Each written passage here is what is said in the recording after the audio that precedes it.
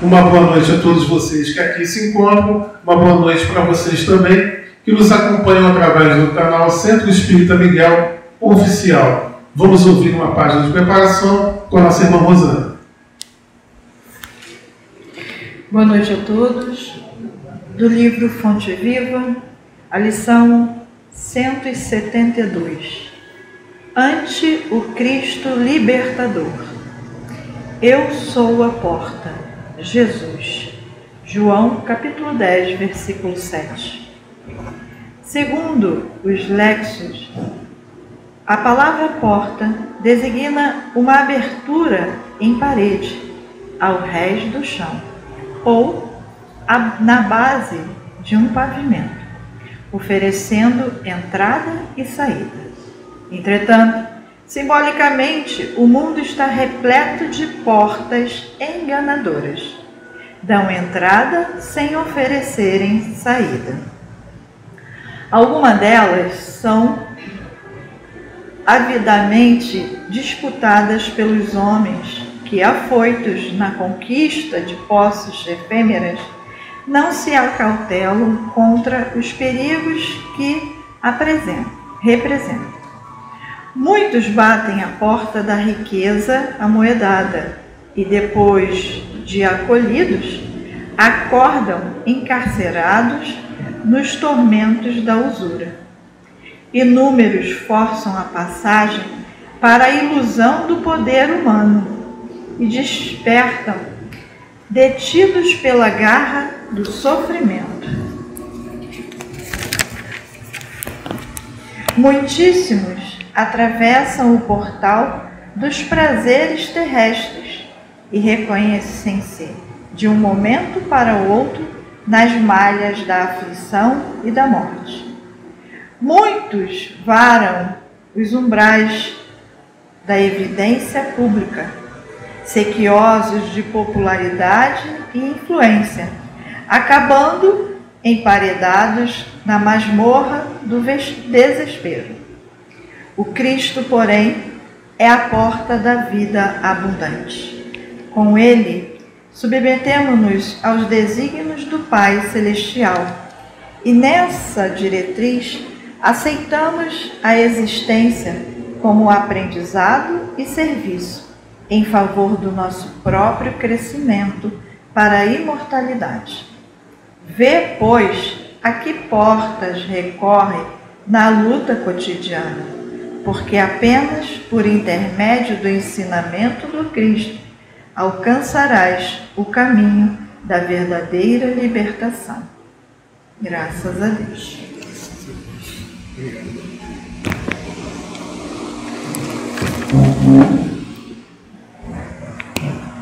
Graças a Deus, então vamos todos juntos elevarmos os nossos pensamentos a Deus nosso Pai e a Jesus, agradecendo a espiritualidade amiga de nossa casa, a Catuíte, as irmãs Margaridas, a Miguel e aos demais abnegados trabalhadores, conversando assim com o Mestre Jesus. Jesus, Mestre amigo, nesta noite, mais uma vez, elevando os nossos pensamentos a Ti, em agradecimento por essa oportunidade ímpar que estamos tendo aqui neste recinto, e aqueles também que nos acompanham através do YouTube. Todos nós elevando os nossos pensamentos numa comunhão de ideias, pois entendemos que o estudo que nos será oferecido sobre o Evangelho segundo o Espiritismo é muito salutar para nós, nos pontua, nos faz refletirmos sobre como estamos caminhando, como estamos lidando conosco e com o próximo, e o que podemos fazer para reduzirmos a problemática no trato com o próximo. Graças te damos muito por isso, Mestre. Já estamos recebendo tantas coisas, os passes aqui nessa nossa sala, já recebemos e muitos de nós nem percebemos. E assim, te pedimos, por favor, que leve nosso agradecimento até Deus, nosso Pai, por tudo que Ele nos proporciona, hoje e sempre, a cada minuto, a cada microsegundo. Toca a fronte, por favor, do nosso irmão Arthur, que oferecerá para nós o estudo desta noite, fruto também de suas experiências. Obrigado por tudo. E assim, mestre amigo, sob a tua permissão, estamos dando por iniciada a nossa reunião de fluidoterapia desta noite. Graças a Deus, graças a ti, Jesus. Então vamos ouvir nosso irmão Arthur?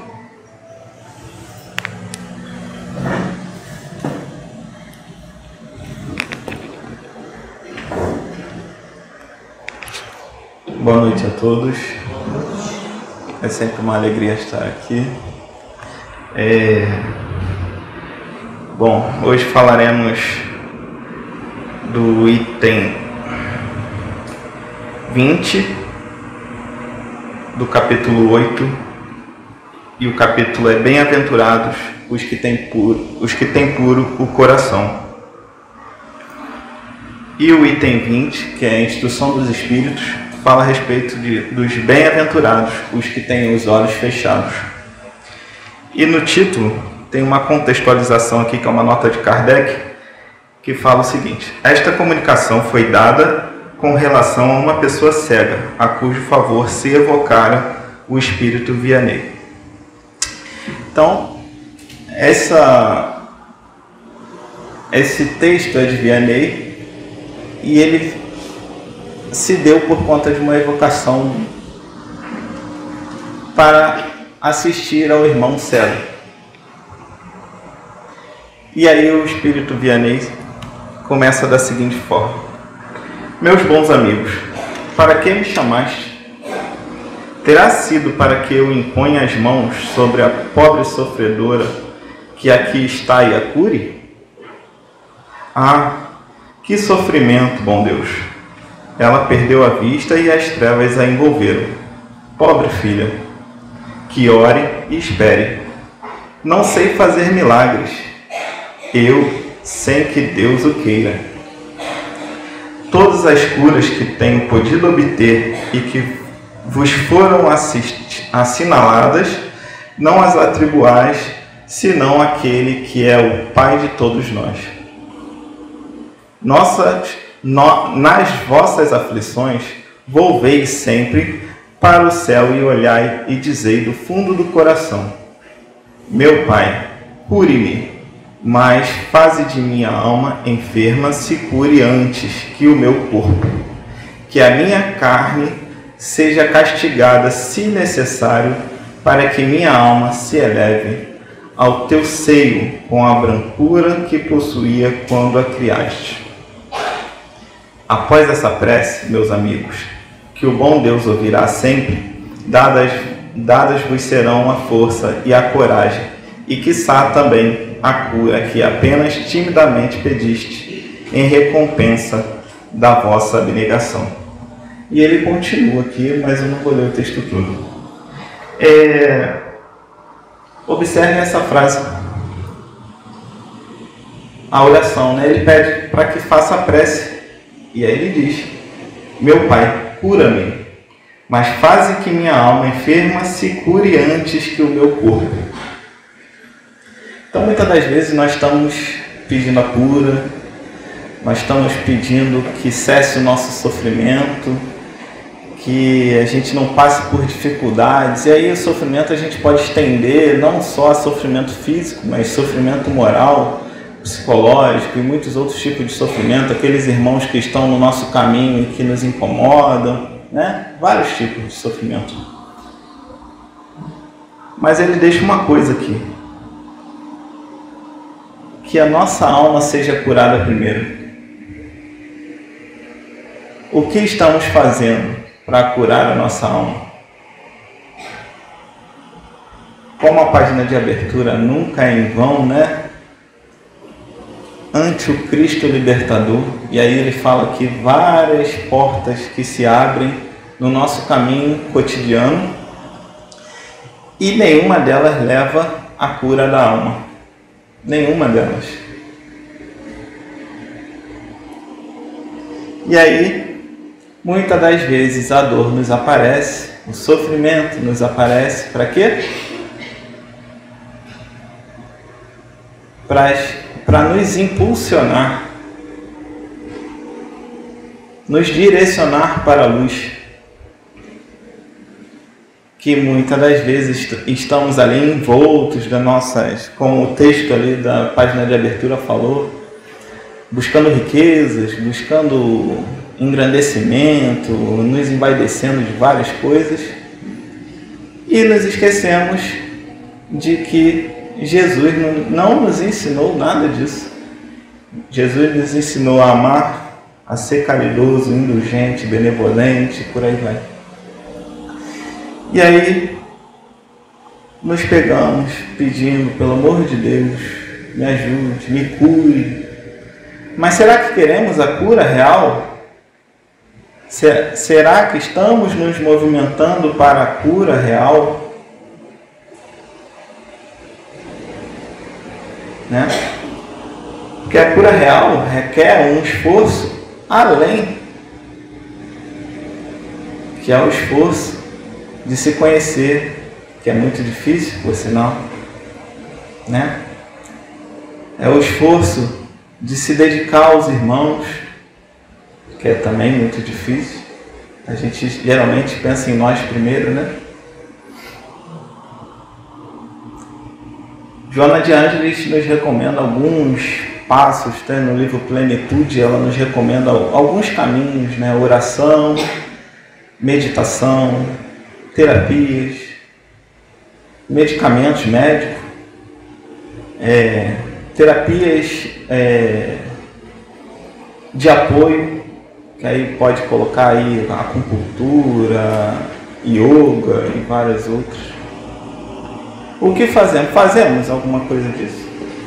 Ou estamos vivendo para comer, satisfazer as nossas necessidades carnais e os nossos instintos primitivos, como o sexo, os sentimentos pueris? O que estamos fazendo? Estamos nos dedicando do fundo do nosso coração para nos melhorarmos? Qual o tipo de leitura? Qual o tipo de filme, de série nós vemos? Quanto tempo do nosso dia a gente dedica a uma leitura edificante, a uma prece, a um evangelho no lar, a uma fluidoterapia, né? Porque muitos não vêm aqui, e não vêm, não é porque não pode, é muitas das vezes porque não quer mesmo. E tudo bem, cada um com seu cada um, não estou aqui para julgar, né? Mas o que nós estamos fazendo? E aí, adianta a gente ficar só pedindo? Me ajuda, me ajuda, me ajuda. E nós, o que fazemos?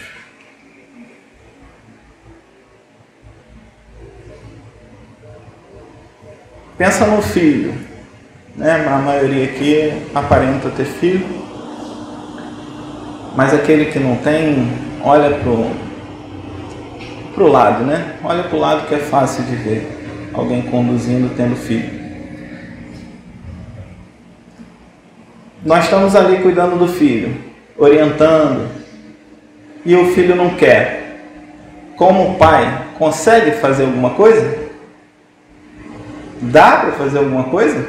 Se o filho não quiser, imagina aí o filho adolescente, 18, 20 anos. Dá, gente? Como o Pai vai nos auxiliar se a gente não fizer?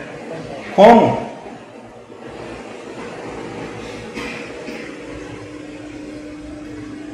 Será que adianta ficar só pedindo? E aí, tem aquele velho ditado que diz: não vai pelo amor, vai pela dor. A maneira que Deus tem de nos impulsionar, de tão teimosos que somos, é nos permitindo a dor. Ele não nos impõe, é fruto das nossas escolhas materiais, atuais ou passadas, né? Ele não nos impõe, mas ele permite o sofrimento para nos impulsionar, porque somos tão cegos, tão teimosos, tão orgulhosos, que não aceitamos. Às vezes a gente chega ali, o irmão para do nosso lado, fala alguma coisa e a gente, não é isso não. Você está falando besteira. Eu não sou assim. Tudo bem. E aí vem o quê? O sofrimento. No sofrimento o que acontece? Ah, meu Deus.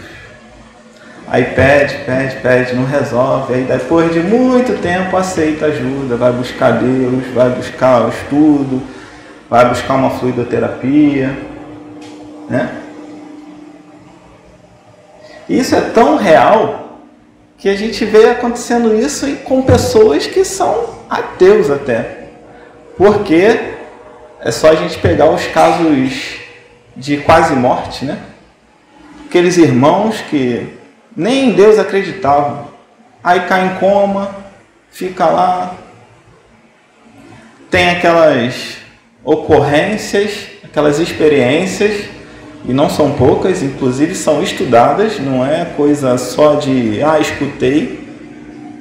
Tem estudos a respeito disso. E o irmão volta completamente diferente. Alguns, né? Não todos. Mas volta completamente diferente. Não foi a dor? Não foi o coma de meses, de dias ou de anos que o impulsionou? Que fez com que ele enxergasse que existe algo mais? Que a gente não é só esse corpo material? E se nós ficarmos teimando em olhar só para o material, esquecendo, fingindo que não existe, não fizer meditações a respeito da vida espiritual, não tentar entender plenamente o que significa a vida espiritual, o que é a vida espiritual, por que estamos aqui, qual a finalidade disso aqui. E olha que tem a obra para isso, né? Tem o Pentateuco aí, mais uns 400 e pouco do Chico, mais 200 e pouco do Divaldo, e estou falando só de 2 além de Kardec, fora outros que tem por aí. Acho que eu vou partir e não vou conseguir ler todos, né? Mas pegamos essas obras para ler? Quando pegamos, lemos para entender ou só para dizer que lemos? Refletimos, meditamos sobre o que está escrito ali? Porque não é só pegar e ler. Tem que ler e meditar. Tentar entender o que significa. Vejo muitas pessoas, e aí não é crítica nem nada, muitas pessoas falando, poxa, as obras da Joana de Ângeles são muito complexas, são muito difíceis. É verdade, elas são. Mas é porque em cada frase minúscula tem um ensinamento que dá uma palestra. E aí não é só ler, não adianta só ler, tem que meditar sobre cada frase. Não adianta querer ler o livro e seguir e só ler, não vai entender. Precisa parar e meditar. Tem um livro chamado Vida Feliz, que cada capítulo tem 5 frases, gente. 5 frases da Joana. Gente, dá estudo para mais de um ano. Cada texto daquele ali de 5 frases, 5, 6 frases. Mas quando lemos, paramos para refletir o que realmente ela quer dizer com aquela minúscula, aquele texto minúsculo. E é interessante que ela ainda no prefácio ainda coloca ela assim: recebam essa singela obra, né? Mas para isso precisamos querer, buscar. E se não fizermos isso, tá tudo bem. Jesus não nos impôs nada. Deus muito menos vai nos impor. Porém, mais cedo ou mais tarde, o sofrimento chegará novamente. Por quê? Não aprendemos, não meditamos. Aquele nosso vizinho complicado, paramos para meditar o que devemos fazer ou só xingamos ele? Aquele filho teimoso, paramos para compreender ou só xingamos ele? É em cada situação do nosso dia a dia. Se a gente não parar para meditar, entender a oportunidade que estamos tendo, porque são oportunidades. Se não entendermos as oportunidades que estamos tendo, nós vamos passar pelas mesmas situações novamente. E aí até brincamos hoje, conversando na reunião, a respeito da paciência, né? A gente pede, dá-me paciência. Aí vem a situação lá, difícil, para a gente praticar a paciência. A paciência não vai cair, entrar aqui e falar, opa, agora eu sou paciente. É através da prática. Assim como na escola, a gente aprende o quê? Praticando. Matemática, a gente tem que ficar lá fazendo continha, praticando para conseguir aprender. E aí a gente pede paciência, o que vai acontecer? Toma a situação, vai lá e aprenda. Mas, se a gente não parar para refletir sobre o que devemos fazer, o sofrimento voltará. Ou seja, a paciência, outra situação de paciência na nossa frente. Vou me mudar por causa do vizinho, aí vai para um outro lugar que o vizinho é pior ainda. Vai ter que aprender a cuidar, se virar com o vizinho, se dar bem com o vizinho, né? Não tem jeito, é assim que funciona a vida, não tem para onde fugir. E parece que a nossa vida dá volta, né? A gente está aqui, tá tudo bem, daqui a pouco volta tudo parecido, não igual, parecido. Caramba, estou passando por isso de novo. Claro, não aprendi. Não refleti, não meditei, não estudei, não busquei, não estou com Cristo, o libertador, estou fazendo por minhas próprias pernas, orgulhoso, vaidoso que sou, não aceito ajuda. E aí seguimos passando pelas mesmas dificuldades. Então, gente, o sofrimento é uma bênção. E aqui eu não estou falando que devemos buscar o sofrimento, praticar estoicismo, não é isso. Mas quando ele nos chega, sem que procuremos, é uma bênção. Não temos que ficar reclamando, blasfemando, falando mal de quem nos trouxe o sofrimento. Só olhe para ele e fala, como a nossa amiga Inêsa diz, né? Não é porque, é para quê? Para que eu estou passando por isso?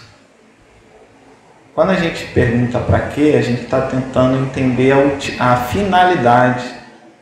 Quando a gente pergunta por quê, a gente quer saber a causa. Quando a gente olha o para quê, a gente olha e fala, deixa eu ver o que eu posso aprender com isso aqui que eu estou passando. Quando eu olho o porquê, eu quero saber quem é o culpado, eu quero saber quem foi que fez, né? Porque aí fica dando um monte de desculpas científicas, que algumas são até plausíveis, são verídicas, mas, poxa, o tremor de terra lá na Turquia, se a gente perguntar o porquê, a gente vai olhar lá cientificamente, vai ver que houve um terremoto por conta das placas tectônicas e tudo mais. Mas para que aconteceu aquilo? Qual a finalidade daquilo? Um desencarne coletivo daquelas proporções. Se a gente olhar o livro Transição Planetária, do Divaldo, Manuel Filomeno de Miranda narra a situação do tsunami que aconteceu em 2010 lá na Indonésia. Quando a gente lê essa obra, a gente entende o para quê. A gente entende a finalidade. Olhando pelo olho da carne, da matéria, a gente só olha desgraça. Nossa, que tristeza. Que coisa horrível, que desastre. E foi realmente. Mas, gente, quando você lê o livro, você vê que bênção, que oportunidade, que coisa linda é você entender o quanto Deus está agindo no caos para nos salvar, para nos tirar da lama, da miséria moral. Por quê? Não aprendemos. Manuel Filomeno de Miranda narra nesse livro que as pessoas que estavam ali, elas só queriam bagunça. Os prazeres da carne. E se vocês não sabem, lá naquela região, é uma região onde o ocorrido foi no Natal. Se eu não me engano, um dia após o Natal. E os cristãos da Indonésia não foram permitidos de comemorar o Natal ali nas ilhas, ali na parte baixa das ilhas, na cidade, digamos assim. E foram obrigados a ir para as montanhas. Quem foram salvos? Quem não passou pelo sofrimento? Os cristãos. E depois os cristãos foram lá auxiliar no resgate daqueles que sobreviveram. É ou não é uma lição, gente? É ou não é?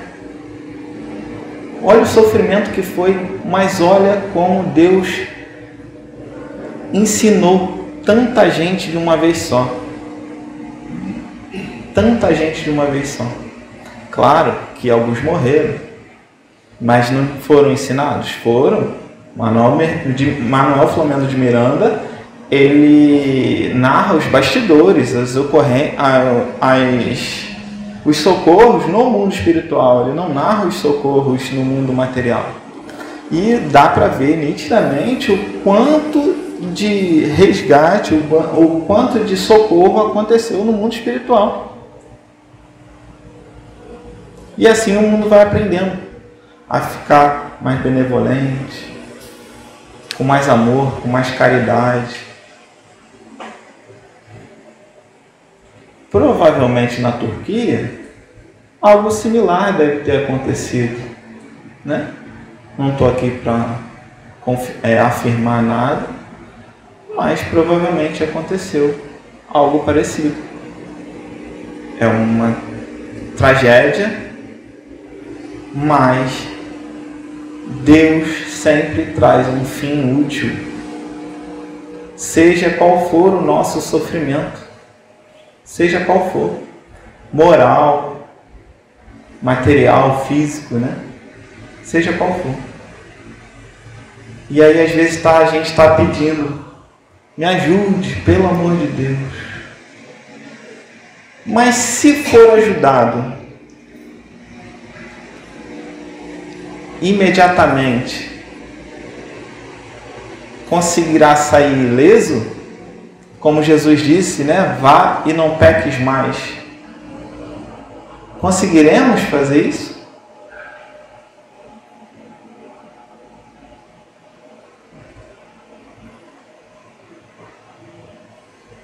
Então, fica aqui minha reflexão de hoje, para que possamos cada vez mais nos aproximar de Deus, com garra, com perseverança, com coragem, porque muitas das vezes nos veremos sozinhos, como Paulo, né? Paulo, quem lê o livro Paulo Estevão sabe o quanto Paulo ficou sozinho depois que abraçou os ensinamentos cristãos. Então precisa também de coragem para seguir com Deus. Mas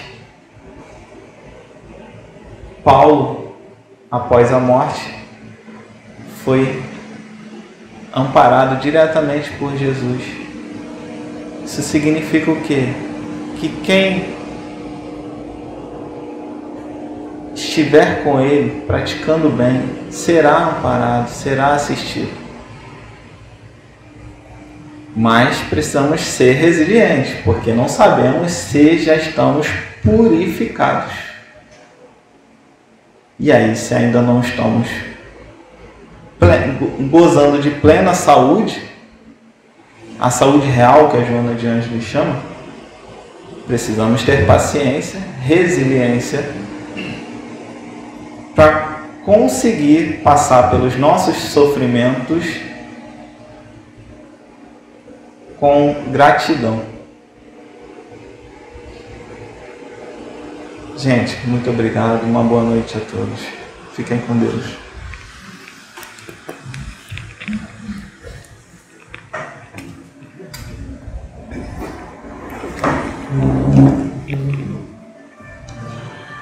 Graças te damos, Mestre Jesus, por essa oportunidade de estarmos aqui desfrutando desses estudos.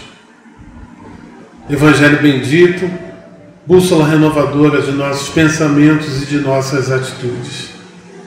Aqui, todos nós, encarnados e desencarnados, tivemos uma oportunidade de reflexões. Reflexões essas que levaremos para as nossas casas.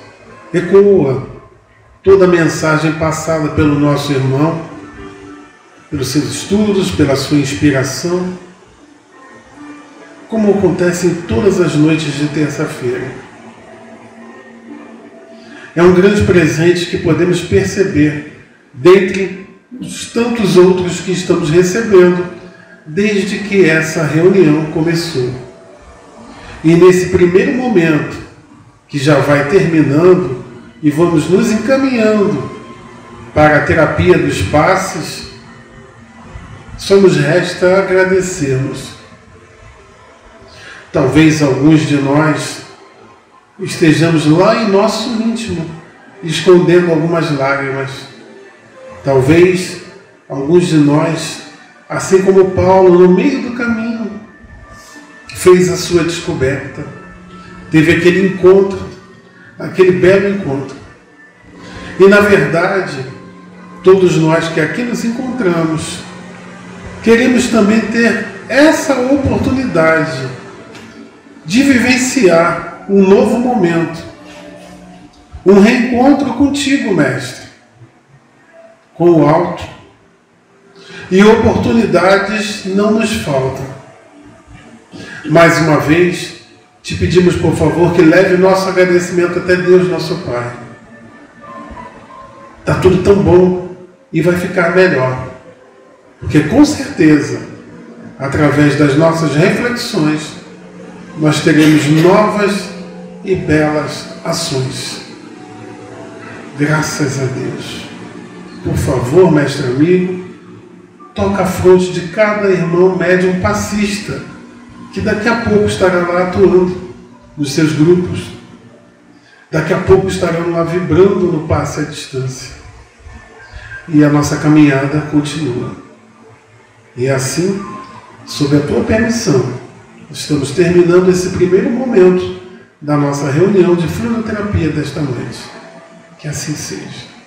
Graças a Deus, graças a ti, Jesus. Tu está conosco e nós batalhando para estarmos nas tuas vibrações. Graças a Deus.